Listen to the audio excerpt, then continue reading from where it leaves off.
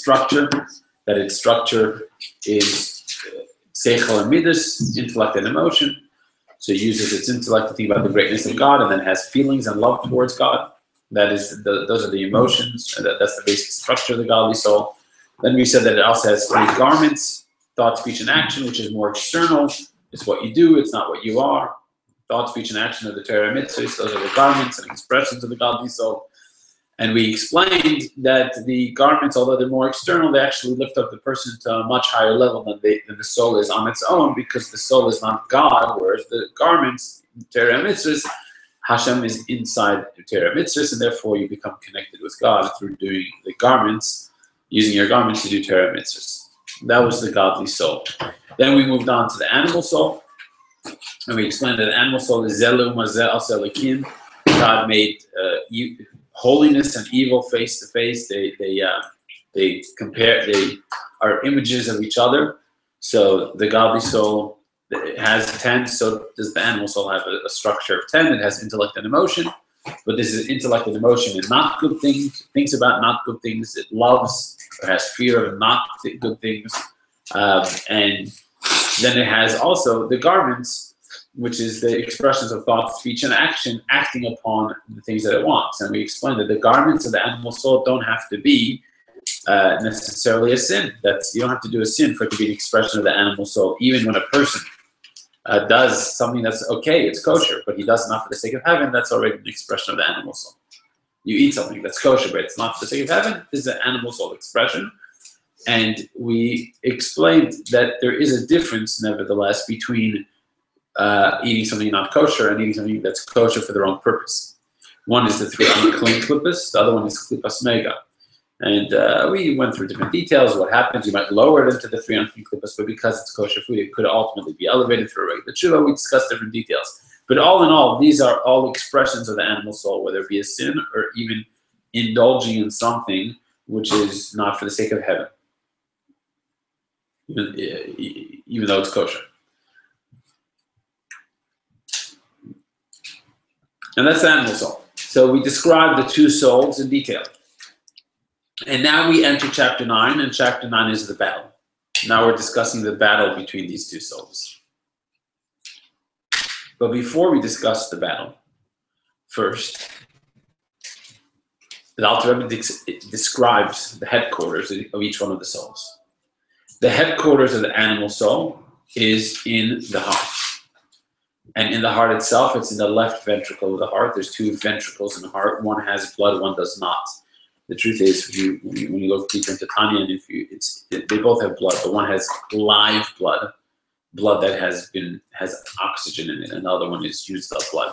But the left ventricle of the heart has live blood, has blood in it, and that's where the animal soul resides, in the left ventricle of the heart. What's the connection between a soul and blood? Why does the animal soul rest in the blood or in the heart, where the main blood is? Because an animal soul is the bottom of the spiritual realm. And blood is the top of the physical realm. When you want to bring physical and spiritual together, it's very difficult. They're kind of opposites. It's like trying to put a concept into a certain place. 2 + 2 = 4. Where is that? In this room or upstairs or in the room next door? Everywhere. Because a concept, which is already some kind of spirit, it's not physical, it's the opposite of being tied down to a place. It's everywhere. So spirituality and physicality are opposites. And we want to bring them together. So you have to take the bottom of the spiritual and the top of the physical, and that way they can come together. Obviously, it takes a few more miracles than that, but that's a starting point. So the bottom of the spiritual is the animal soul. It's a soul, but it's an animal. Has a drive for physical pleasure. So that's the bottom of the spiritual world. And the top of the physical world is the blood. Why is the blood top of the physical world? It has some element of spirituality in it, which is the heat, the warmth of the blood. That's not something that's tangible. So that's a little more spiritual. So the blood is the right place to bring the 2 together. It has a little bit of a physical side. That's physical blood. It has a spiritual side that it's warm, it's hot. And therefore, that's where the animal soul enters, and then the main place of the blood is the left ventricle of the heart. So the animal soul goes into the left ventricle of the heart. That's its headquarters. And just like the blood pumps from the heart throughout the body, including the brain, the same is true that this animal soul, it mainly starts in the heart. It starts with bad emotions, love to the wrong things, jealousy, anger, arrogance. That's the main thing of the animal soul.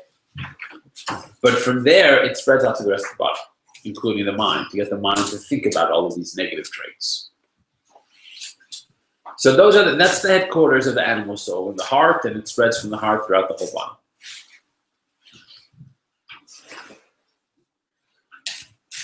What's the headquarters of the godly soul?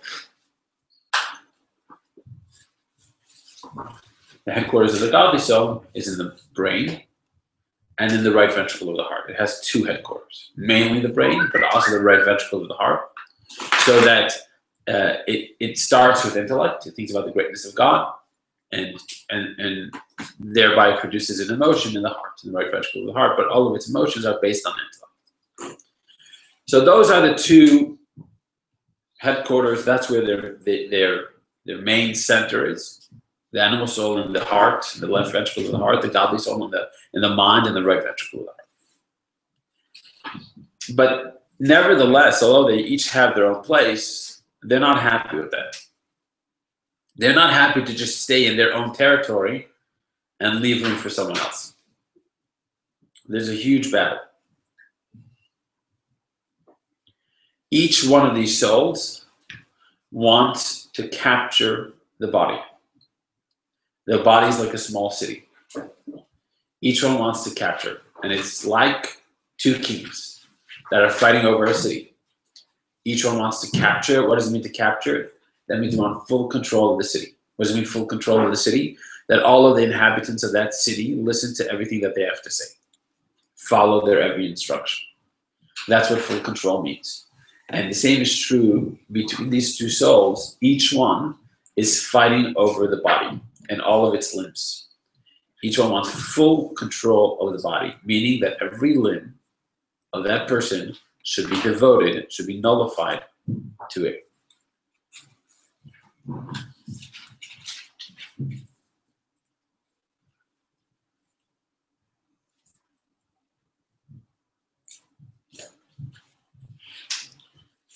The godly soul wants all the limbs of the body to be given over to it, to be buttled to it, which means that they should all be permeated with holiness. So that, let's walk through a soul. What does you want? What does the godly soul want to control within the body? It wants to control the thought, the speech, and the action, so that every thought that this person has is a holy thought. Every word this person says is holy. They never say words that are not holy, that are expressions of animal soul. The godly soul wants full control over this, over thought, speech, and action. Every thought, every word, and every action should be an expression of the godly soul, should be holy for the sake of God. But it doesn't suffice with that. It's not just happy to control the thought, speech, and action of an individual. It wants full control of the entire city. So that means it also wants to control the intellect and the emotion of the person. That the mind should only be used to think about holy things, never to be used about unholy things, for unholy things. And that the heart should be used only for Kedusha. It should only love godliness. It should only have all of Hashem. And all of the emotion should be only used for holy purposes. In other words, the godly soul wants to take over your body completely, so that everything you do is an expression of it. And there is no room whatsoever for any other expression. So that you have zero interest in physical pleasures. Your heart is totally dedicated to God. All it wants is to love God. And the same was with the mind. And certainly, as we said, the first thing was the thought, speech, and action. But even the inner part of the person, their brain, And their heart should be a servant to the godly soul. It should be a tool of the godly soul, belong to it. But the godly soul does not suffice for that either. It wants more. It wants to even capture the animal soul. It doesn't only want to just shut out the animal soul and not give it any room whatsoever, and the body belongs to it. It wants a deeper level of control, which is to actually transform the animal soul so that the animal soul too should love Hashem. As we say in the Shema, you should love Hashem your God with all of your heart. Levavcha is with two bases, it's plural. So our sages say, this means with your two inclinations. Not only that the godly soul should love God, but also that the animal soul should love God. The godly soul wants such control that it even transforms the animal soul to love Hashem. Is Yitzhak or Yitzhak the same as animal godly soul? Not exactly. That's more like the emotions of the souls. The soul is more than just the Yitzhak, Yitzhak. There's an intellect.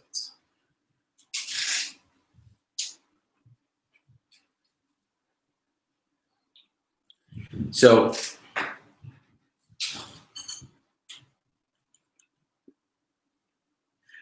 what would be the benefit of getting the animal soul to love Hashem? The godly soul already loves Hashem. Why do you need the animal soul to love Hashem also? So the benefit is huge. As explained in Chassidus elsewhere, that the godly soul's love to Hashem is not as great as the love the animal soul is capable of. The animal soul is a lot stronger. And if you get it on your side, you're going to get much higher than you ever could have just with your godly soul. And the reason for that is, one idea over here is that the godly soul is like will, and the animal soul is pleasure. The godly soul wants to do the will of its creator. The animal soul is into pleasure, having a good time. And when you look at will and pleasure, they're both very powerful tools that a person has. You know, if there's a will, there's a way. When a person has a strong will, they'll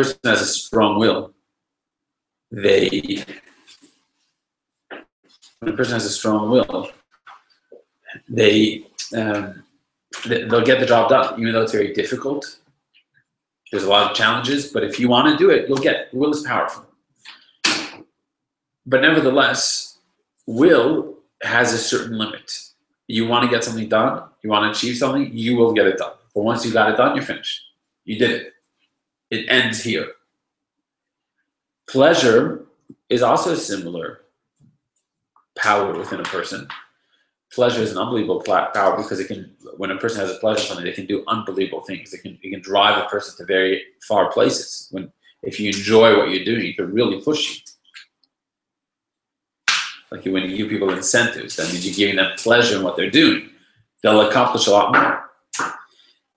So it's similar to will in that it can make a pathway even in very difficult situations. If the person has a pleasure in it, they can get there.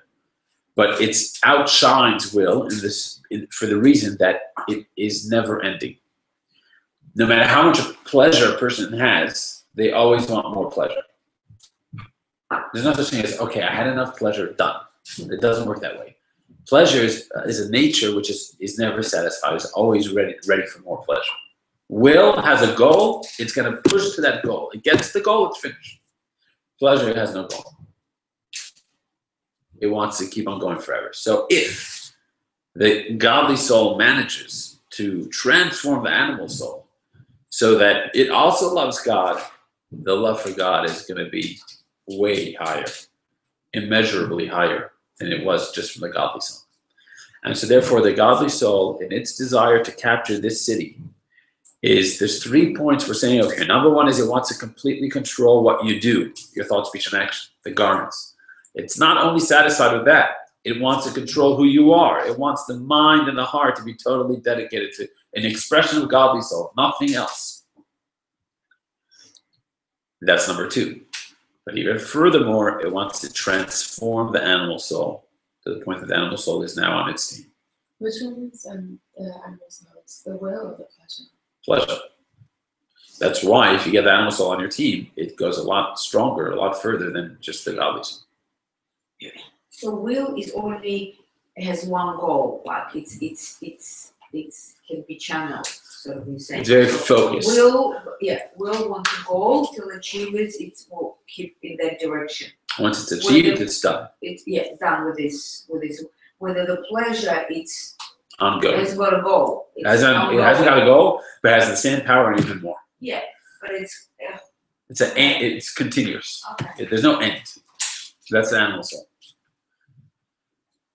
So that's the desire. That's what the godly soul is after. The godly soul is after, again, these 3 steps. Number 1 is control of thought, speech, and action. Number 2 is control of intellect and emotion, the deeper part of the person. And number 3 is to even transform the animals. In those steps. In those steps. And you can't work the other way around. It's 1 step at a time. But it wants full control. And the animal soul wants exactly the opposite. It wants full control. In every way. So there's a huge battle going on within the person. Tell me what. And it's in every step of your life. But it looks like if we've been created in this way, there must be goodness in it. Of course, there's goodness. It must be a healthy thing. It's definitely healthy. You're accomplishing a lot, but there's a battle going. Yeah. I know. It's like. Yeah. You have a lot to achieve. So that's the battle. And there are numerous scenarios of how this battle can play out. There's numerous scenarios of how this battle can play out. The best scenario, we'll take the first, we're going to say 5 scenarios. The best scenario is where the godly soul is successful. Simple. Gets the person not only does it control your thoughts, speech, and actions, so that's always in line with what God wants. Never, not once in your lifetime will you have a thought, even. Forget about a word or an action, even a thought that's not in line with Torah, that's not happening. Yeah. He never Yeah, will. Right. Wow. Marika, give us a real expectation. We're giving five scenarios. So this is the first scenario. The first scenario is the tzaddik. Okay. So this person, here the godly soul is successful in everything it wants. It controls the thought, speech, and action. It controls the inner person, intellect and emotion. That means its mind is only into godly things, nothing else. Its heart only loves God and only has fear and awe of God, and there's no other loves. It has 0 interest in any physical pleasure, in any ego achievement and honor and so on. 0. Not interested. And it gets even to point number 3, where the animal soul is transformed to holiness. And this is a tzaddik. This is the complete tzaddik, which you can see over there on the right-hand side of the board. On your right-hand side. Tzaddik Gomer, which is also called a tzaddik toivloi.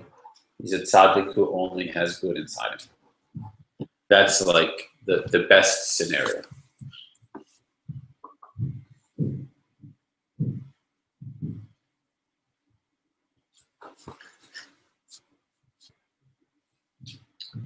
The second scenario is a situation where the godly soul has been strong enough to control the thought, speech, and action, totally in its control, never messes up there.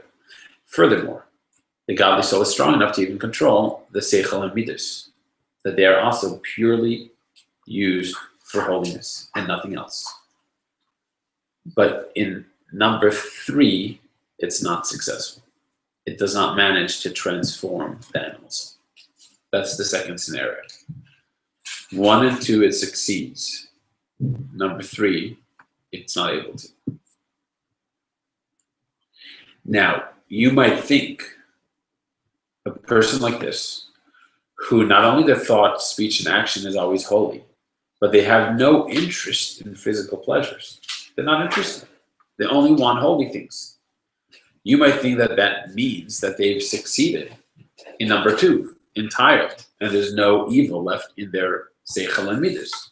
That's what it seems like, because that's what they feel like. They're not interested. You put any temptation in front of them, they have zero interest. So they feel like they've really captured number 2. But the Alter Rebbe tells us something very interesting, that in truth, if a person hasn't managed to do number 3, which means to capture the animal soul and transform it to holiness, then number 2 is not either a full victory. They still have some kind of love to the physical realm, to physical pleasures. They're still holding on. Somewhere deep in the heart, might be very minute, minuscule, but somewhere there's still an attachment to the physical pleasures. If you really got rid of any connection to the physical pleasures, then you would already have number 3 too. In other words, a fully successful 2 automatically brings with it 3. If you've really rid your intellect and emotion of any connection to physical, automatically the animal soul is transformed. But how does it manifest? Okay, well, we're going to get to that. But this person who seemingly has not only control over Machshav Divrei Ma'aseh, number 1, but also with Seichel Midas, number 2, we're telling him that still he can be guaranteed that somewhere deep in his heart there's a little bit of a love towards the physical pleasures.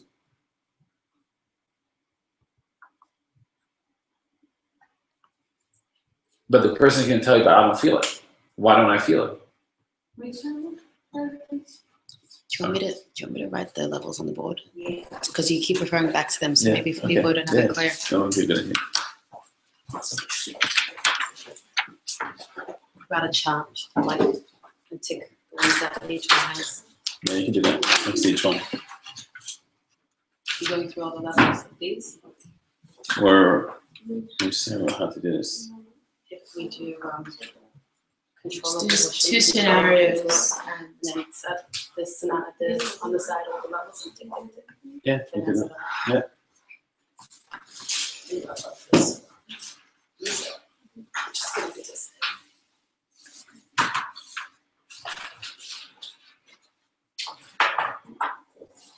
These 2 scenarios are really with the tate.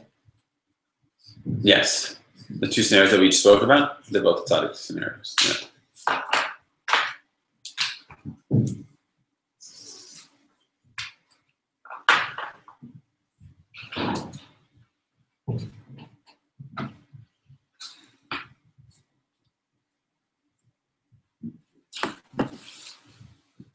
Can you all see that? So control of levushim, control of intellect and emotion, and transform of animal soul.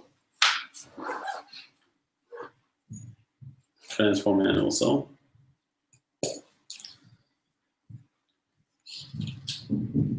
Okay, good. So let's do the first one. Is a complete Is that big tzaddik. enough for you guys?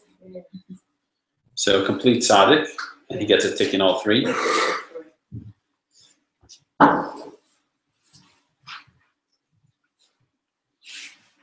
Then we have a tzaddik she'eino gomer. Clear. Tzaddik she'eino gomer, and he gets a tick in 1.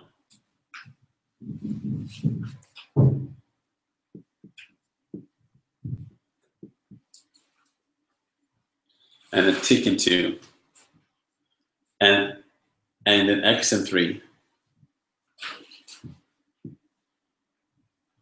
He's getting an X in 3. Now, what we're saying over here is that 2, because you have an X in 3, 2 is not a full-on tick. It is a tick, but it's not. You can't put an X there. It's a tick minus, or yeah, you can put a little X in there, X in the bracket. That's good. Why? Because it's very vulnerable. So this person, he's okay. This person is on a conscious level. He has a ticking box too. His intellect and emotion is only towards Hashem. He doesn't feel any attraction to anything else. So therefore, he gets a tick. But we're saying to him that since he hasn't managed to get to number 3, that's proof that in number 2, it's not a full tick, there's somewhere deep inside his heart that there's still a love to the physical pleasures. And the proof for that is that he hasn't transformed his animal soul. If he did get rid of all physical pleasures, automatically your animal soul would transform.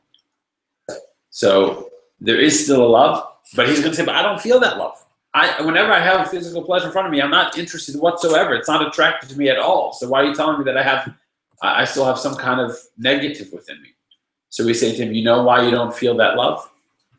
You know why you don't feel that love? Because it's so little.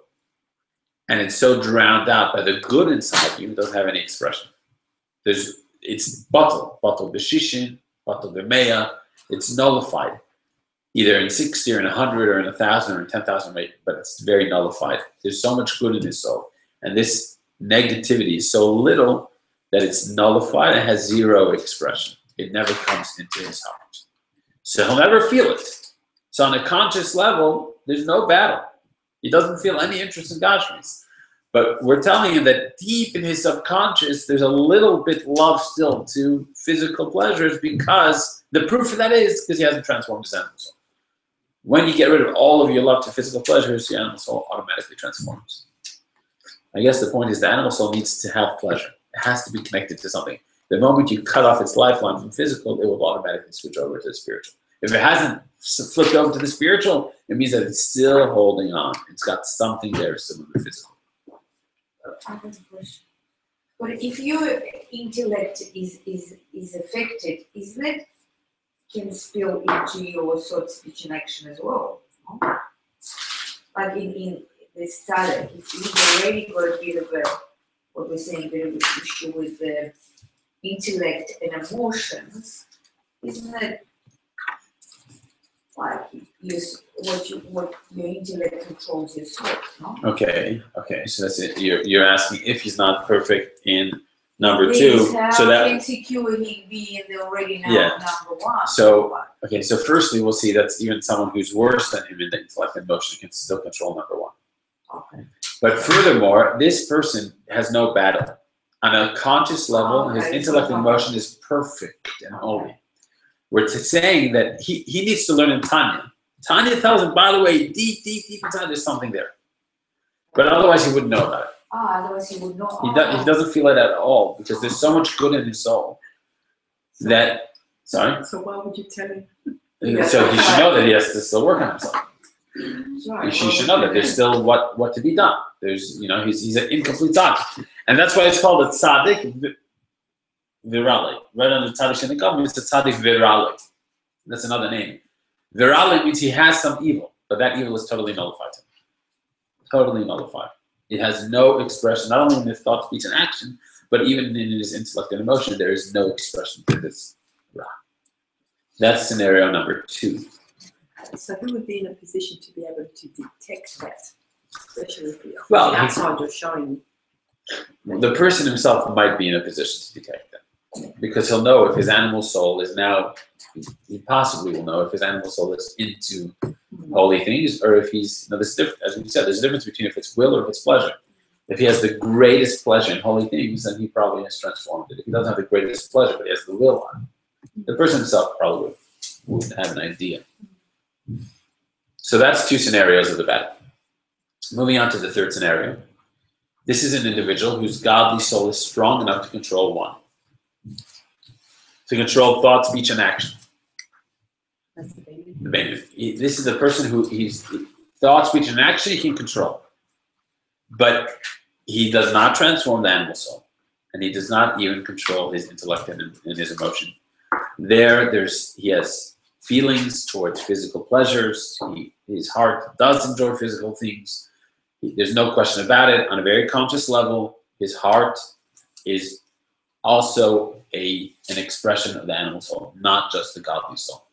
So he only controls number 1, not 2, and certainly not 3. And that's the baby.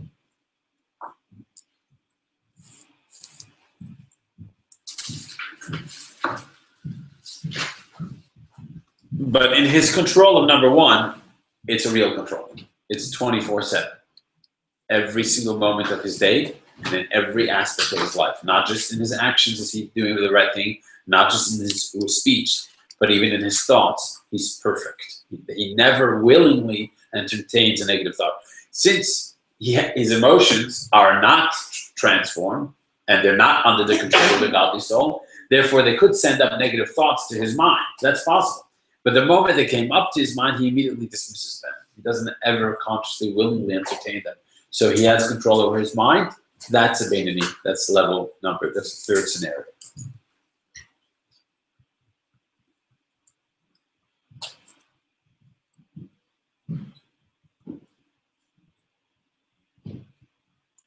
Scenario number 4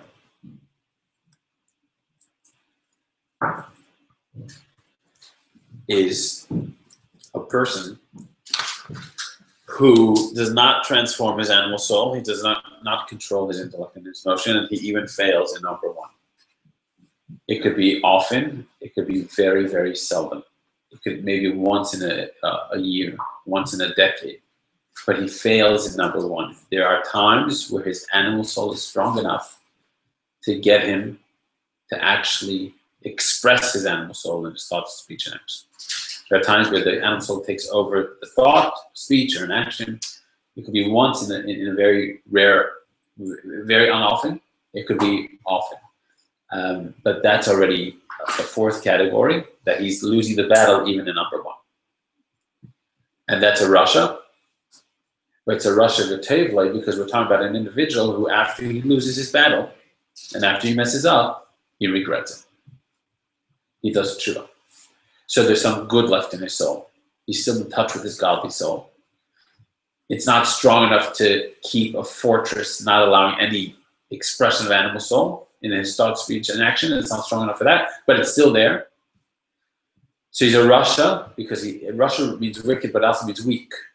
There's a certain weakness in his godly soul. It gives him. It doesn't have the power to control thought, speech, and action, but it's a v'toivloi. He still has good because he regrets and does tshuva, but that good is loy, is nullified to the evil. It's not as strong as the evil because the evil wins, just that the good comes afterwards and regrets it. That's the 4th scenario. Should we write anything? Yeah. Comments?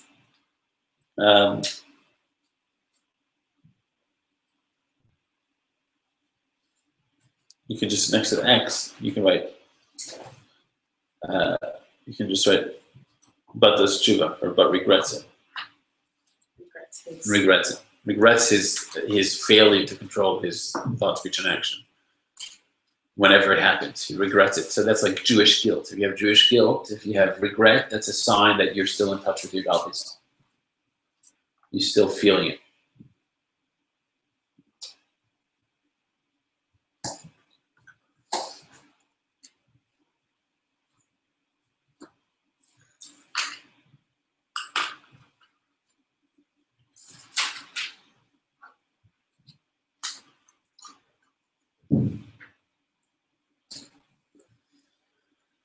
Then you have number 5. The 5th scenario is a Russia Gomer.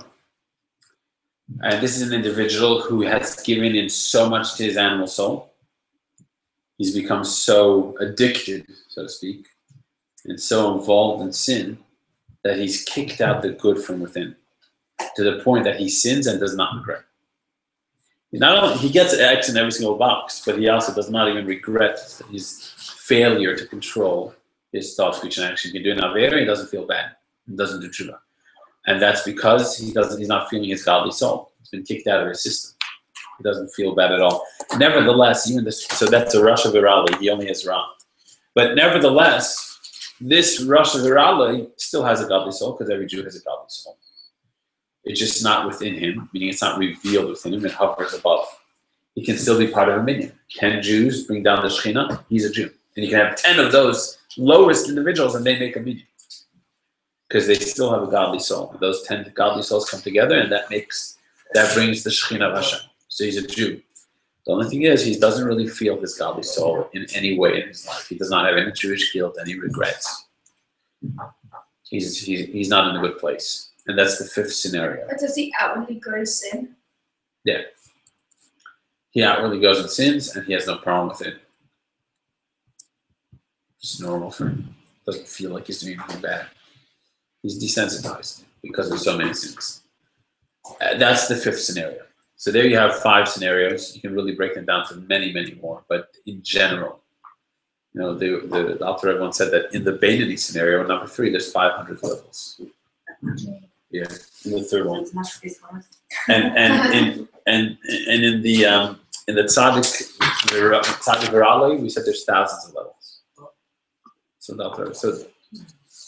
there's many different levels. We're talking very general, but generally speaking, those are the 5 levels. 5 ways of managing or not managing the conflict. So in chapter 9, the Alter Rebbe discusses the battle. In chapter 10, the Alter Rebbe discusses the first 2 levels, the first 2 scenarios, the complete tzaddik and the incomplete tzaddik. In chapter 11, the Alter Rebbe discusses the last 2 scenarios, the incomplete Russia and the complete Russia. And in chapter 12 and on, the Alter Rebbe discusses the middle scenario, the Beinoni.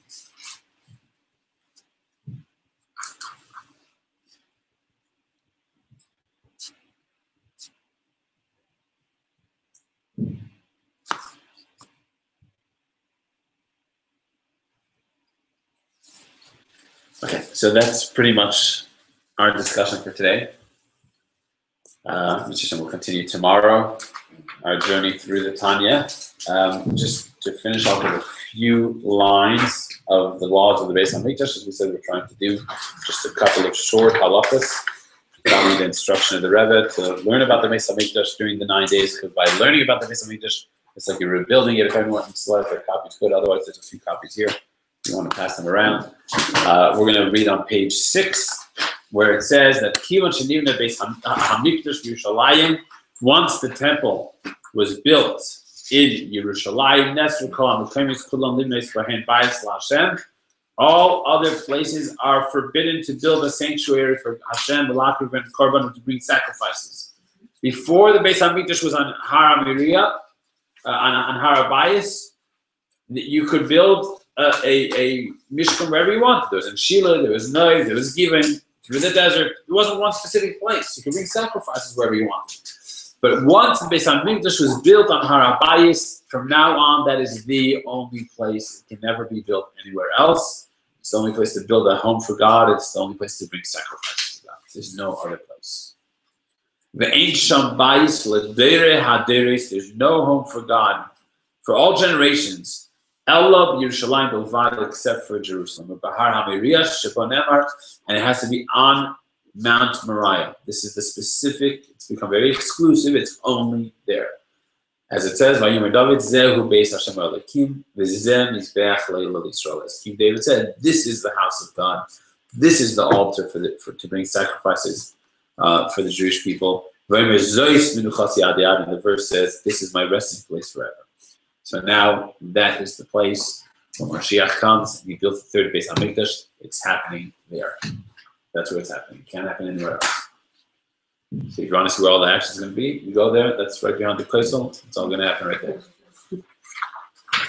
Now, one more halacha. Binyan Shebana Shleimei. From Melachim.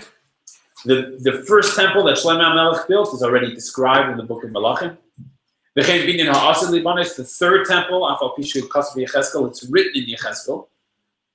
But it's not so clear. He describes the third Beis HaMikdash, but it's not so clear all of the details. So when they came to build the second Beis HaMikdash, in the days of Ezra, they built it similar to the building the first Beis HaMikdash. And a few details which were clear in Yecheskel, they incorporated into the second Beis HaMikdash. Third Beis HaMikdash is going to be different. It's going to look different, and may it come down speedily in our days. Everyone have a good day. Thank you. Thanks.